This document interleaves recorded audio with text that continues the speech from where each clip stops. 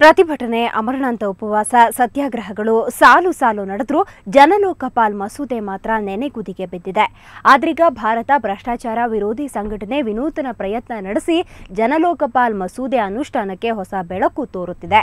ಈ ಬಗ್ಗೆ ಪ್ರೆಸ್ ಕ್ಲಬ್ನಲ್ಲಿ ಮಾತನಾಡಿದ ಸಂಘಟನೆ ಸದಸ್ಯರು ಜನಲೋಕಪಾಲ್ಗೆ ಸಂಬಂಧಿಸಿದಂತೆ ಜನಮತ ಪ್ರಶ್ನೆ ಪತ್ರಿಕೆಯನ್ನ ಮಂತ್ರಿ ಮಹೋದಯರು ಸೇರಿದಂತೆ ಬೆಂಗಳೂರು ಜನರ ಮನೆ ಬಾಗಿಲಿಗೆ ತಲುಪಿಸಲಾಗುತ್ತೆ.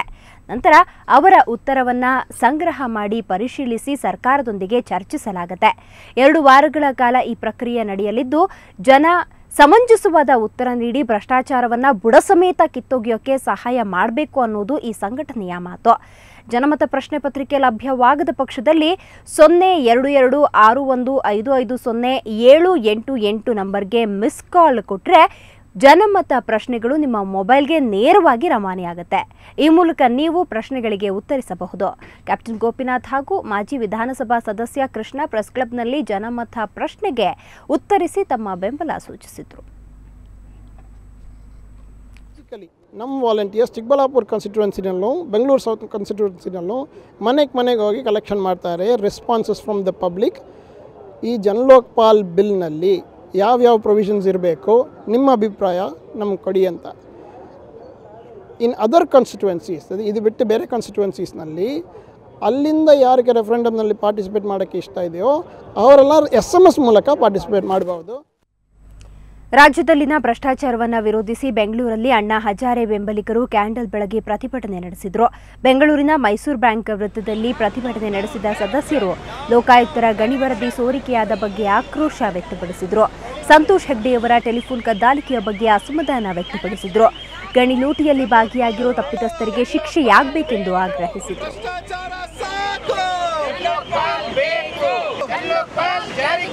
भ्रष्टाचार बंद करो, जारी करो, भ्रष्टाचार साको. ಕರ್ನಾಟಕದಲ್ಲಿ ಚಿನ್ನದ ದರ ಇವತ್ತು ಎಷ್ಟು ಅಂತ ನೋಡೋಣ ಬನ್ನಿ.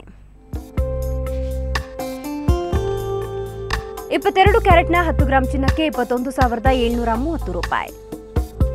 ಇನ್ನು 24 ಕ್ಯಾರೆಟ್ನ 10 ಗ್ರಾಂ ಚಿನ್ನಕ್ಕೆ 23,730 ರೂಪಾಯಿ.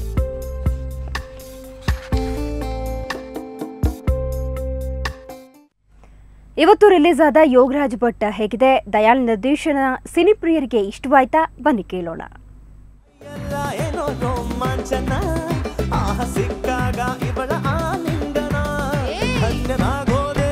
ಇಂಟರ್ವಲ್ ಆದಮೇಲೆ ಫಿಲ್ಮ್ ಸ್ಟೋರಿ ತುಂಬ ಅದ್ಭುತವಾಗಿದೆ. ಸ್ಟೋರಿ ಚೆನ್ನಾಗಿದೆ, ಒಂಥರ ಡಿಫ್ರೆಂಟ್ ಆಗಿದೆ story. Sir Hindi, English, Telugu, Tamil, Malayalam, Tulu ಪರಿಸಿಟ್ಟಿದ್ದೀರಾ ಪಾಪ. ಮಾಡೋದೇ 10 ವರ್ಷಕ್ಕೆ 4 ಸಿನಿಮಾ. ಅಫ್ಕೋರ್ಸ್ ಕೊಡ್ಲಾ? ಬೇಡ ತುಳು ಅರ್ಥ ಆಗಲ್ಲ. ಹೊಸದಾಗಿ ರಿಲೀಸ್ ಆಗಿ ಕನ್ನಡ ಸಿನಿಮಾ ಇದೆಯಾ? ಈ ಥರ ಎಲ್ಲ ಕೇಳೋ ಅವಮಾನ ಮಾಡಬೇಡಿ. ಇಷ್ಟು ದೊಡ್ಡ ಮಂಚ ಇಟ್ಕೊಂಡು ಓಪನ್ ಬಿಸ್ನೆಸ್ ಮಾಡ್ತಾ ಇದ್ದೀನಿ. ತಗೊಳ್ಳಿ. ಸ್ಟೋರಿ, ಡೈಲಾಗು, ಆ್ಯಕ್ಟಿಂಗ್ ಎಲ್ಲ ಸೂಪರ್ ಆಗಿದೆ ಸರ್. ಪರವಾಗಿಲ್ಲ, ಚೆನ್ನಾಗಿದೆ. ಆ್ಯಕ್ಟಿಂಗ್ ಚೆನ್ನಾಗಿದೆ, ಸಂಭಾಷಣೆ ಚೆನ್ನಾಗಿದೆ, ಫಿಲಮ್ ಚೆನ್ನಾಗಿದೆ, 100% ಗ್ಯಾರಂಟಿ. ಅದೇ ಸ್ವಿಟ್ಜರ್ಲ್ಯಾಂಡ್ಗೆ ಹೋದ್ರೆ ಅಲ್ಲಿ ಫ್ಲವರ್ಸು, ಅಲ್ಲಿ ಬ್ರೀಸು, ಅಲ್ಲಿ ನಾವಿಬ್ರು freeze, body temperature rise. Can you please stop it? ತುಂಬ ಚೆನ್ನಾಗಿದೆ, ಒಳ್ಳೆ ಸಂಭಾಷಣೆ ಇದೆ, ತುಂಬ ಚೆನ್ನಾಗಿ. ಆ್ಯಕ್ಟಿಂಗ್ ಎಲ್ಲ ತುಂಬ ಚೆನ್ನಾಗಿದೆ. ಸ್ವಲ್ಪ ಫಿಲ್ಮ್ ಸ್ವಲ್ಪ ಬೋರ್ ಅನಿಸುತ್ತೆ ಅಷ್ಟೇ. ತುಂಬ ಚೆನ್ನಾಗಿದೆ ಫಿಲಮ್, ತುಂಬ ಚೆನ್ನಾಗಿದೆ, ನೋಡ್ಬೋದು. ತುಂಬ ಚೆನ್ನಾಗಿದೆ. ಆದರೆ ಲಾಸ್ಟ್ ಎಂಡಿಂಗಲ್ಲಿ ಅವರು ಏನಾಗ್ತಾರೆ ಕೆಲಸ ಮುಂದೆ ಬಂದು ಅವ್ರು ಏನಾಗ್ತಾರೆ ಅಂತ ಅದು ಸಸ್ಪೆನ್ಸ್ ಆಗಿಟ್ರು. ಅದೊಂದು ಸ್ವಲ್ಪ ತೋರಿಸಿದ್ರೆ ಇನ್ನೂ ಚೆನ್ನಾಗಿರ್ತಿತ್ತು. ಕೇಳಿ ಅಂತ ನಾನು ಕೇಳ್ಕೊಂಡಿದ್ನಾ? ಹಂಗಾದ್ರೆ ನಿಂದು ಕಳ್ಜೋತಿಷ ಅಂತ ಒಪ್ಕೊಂತ್ಯಾ? ಚಾನ್ಸೇ ಇಲ್ಲಮ್ಮ. ನಾನೇನು ಹೇಳಿದ್ದೆ ನಿನಗೆ? ಅಪ್ಪ ಆಗ್ತಾ ಅಂತ. ನಿನ್ ಮಗುಗೆ ಆಗ್ತೀಯ ಅಂತ ಹೇಳಿದ್ನಾ? ಸ್ಟಾರ್ ಕುಟುಂಬದ ಕುಡಿಗಳು ಬಣ್ಣದ ಲೋಕಕ್ಕೆ ಪಾದಾರ್ಪಣೆ ಮಾಡೋ ಟ್ರೆಂಡ್ ಹೆಚ್ಚಾಗ್ತಿದೆ. ಸರ್ಜಾ ಕುಟುಂಬದಿಂದ ಈಗಾಗಲೇ 2 ಕನ್ನಡ ಚಿತ್ರರಂಗಕ್ಕೆ ಕಾಲಿಟ್ಟಿದ್ದಾರೆ. ಇದೀಗ ಇದೇ ಕುಟುಂಬದ ಇನ್ನೊಬ್ಬರು ಕ್ಯಾಮೆರಾ ಎದುರಿಸೋಕೆ ಸಜ್ಜಾಗಿದ್ದಾರೆ.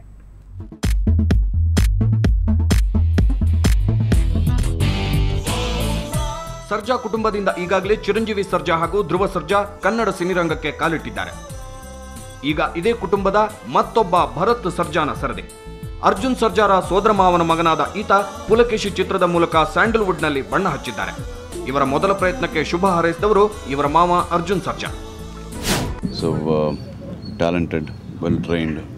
ಈ ಪಿಕ್ಚರ್ ಒಂದು ಪೊಲೀಸ್ ಅಧಿಕಾರಿ ಪಾತ್ರನ ಪಿಕ್ಚರಲ್ಲಿ ನಿರ್ವಹಿಸ್ತಾ ಇದ್ದಾನೆ. So I wish him also all that is best.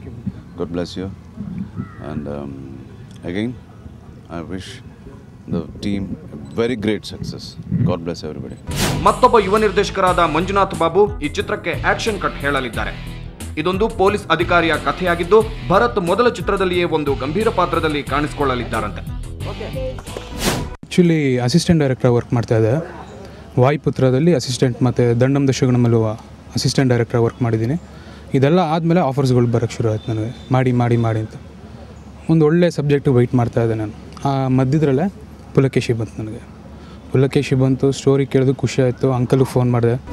ನ್ಯಾಚುರಾಲಿಟಿನೂ ಮಾಡಿಕೊಂಡು ಈ ಜನಕ್ಕೆ ಅಯ್ಯೋ ನಾನು ಮಾಡಬೇಕಾಗಿತ್ತಲ್ಲ, ಅಯ್ಯೋ ನಾನು ಇದು ಹೇಳಬೇಕಾಗಿತ್ತಲ್ಲ ಅಂತ ಅನ್ನಿಸ್ತಾ ಇರೋದನ್ನು ಹೇಳೋಕ್ಕಾಗದಲ್ಲಿರೋದನ್ನು ಈ ಪಿಕ್ಚರ್ ಮೂಲಕ ಹೇಳೋಕ್ಕೆ ಪ್ರಯತ್ನ ಪಟ್ಟಿದ್ದೆ.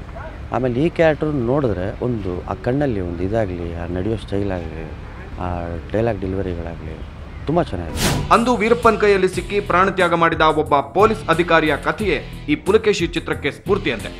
ಇನ್ನು ಭರತ್ಗೆ ನಾಯಕಿಯಾಗಿ ರೇಖಾ ಅಭಿನಯಿಸುತ್ತಿದ್ದಾರೆ. ರಾಜೇಶ್ ರಾಮನಾಥ್ ಚಿತ್ರಕ್ಕೆ ಸಂಗೀತ ನೀಡುತ್ತಿದ್ದಾರೆ. ಇನ್ನೇನು ಸದ್ಯದಲ್ಲೇ ಚಿತ್ರೀಕರಣ ಶುರುವಾಗಲಿರುವ ಈ ಪುಲಕೇಶಿಯ ಭವಿಷ್ಯ ಏನು ಅನ್ನೋದು ಕಾದು ನೋಡಿದ ಮೇಲೆ ತಿಳಿಯುತ್ತೆ. ಸಂದೀಪ್, ಎಂಟರ್ಟೈನ್ಮೆಂಟ್ ಬ್ಯೂರೋ, ಸುವರ್ಣ ನ್ಯೂಸ್ 24/7.